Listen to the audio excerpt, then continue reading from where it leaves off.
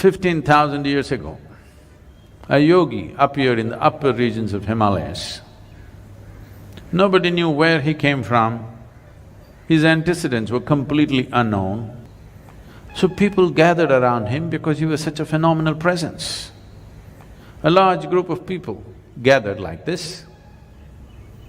They expected him to say something, do something.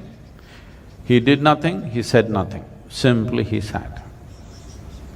If I simply sat here for 2 hours, I can imagine, within 15 minutes, those people in the last few rows,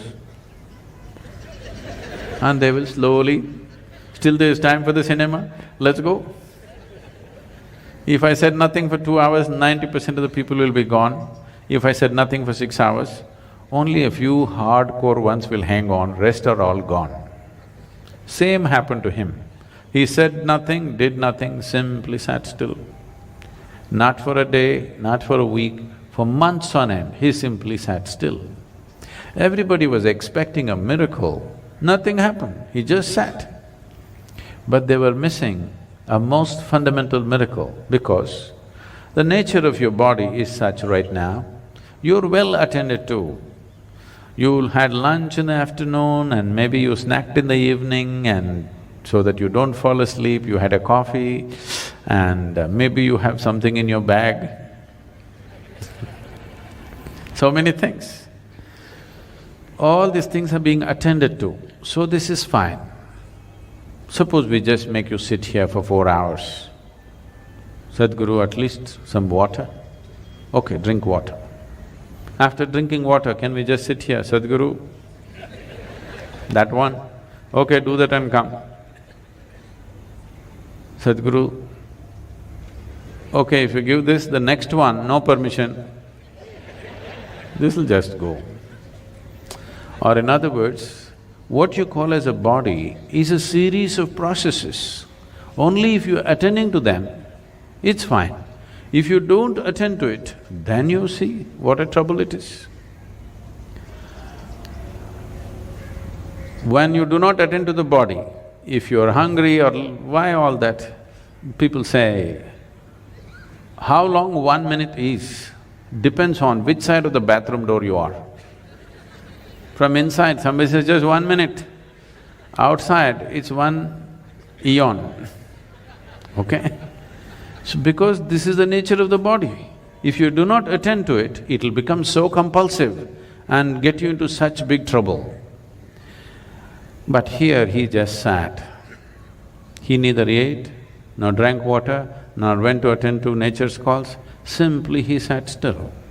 People could not even make out whether he's alive or dead. The only sign of life was, off and on, tears of ecstasy were dribbling down his cheeks, otherwise he simply sat unmoving. Then only 7 people hung on. They realized the miracle of him sitting here like this, because if he has to sit here like this, he has transcended physical nature, otherwise you cannot sit like this. These 7 people hung on. Today we celebrate these 7 people as the Saptarishis. These were his first disciples of the Adiyogi. So this Adiyogi just sat there, these 7 people showed interest. He told them, this is not for you, this is not entertainment. But they said, no, we're willing to do anything. He gave them a few preparatory steps. They prepared for many years. Then one day when the solstice was shifting, just now, we shifted from summer solstice to winter solstice on December 22nd. It'll again happen on June 21st, and this coming June 21st is significant for the world, because this is the day when Adiyogi first turned south and gave his teaching. Because the sun turned south, he turned south and started explaining the mechanics of being human. On this day, fortunately, the world, the United Nations has declared the World Yoga Day because the yoga began on that day. This incredible process of exploring the human mechanics went into the process. This predates all religion. when there was no religion on the planet, 15,000 years ago, he went into the mechanics of what it means to be human, and various aspects happened. He opened up 112 different ways in which a human being can attain to his ultimate nature. And when people asked, especially his wife Parvati asked, why not more? Why only 112?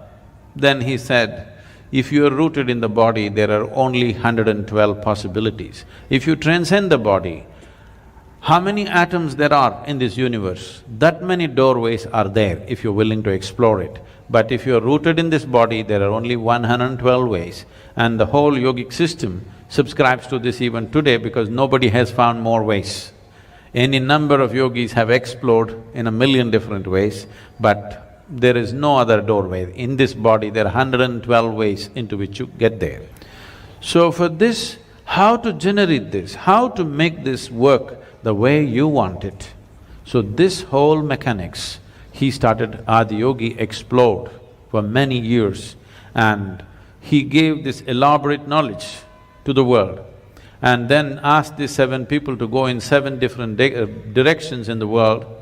One went to Central Asia, another went to North Africa, another went to South America, another went to Southeast Asia, one came down to what we call as the Indian part of Himalayas, one stayed with him, and one more, who is very important for us, Agastya Muni, came down south.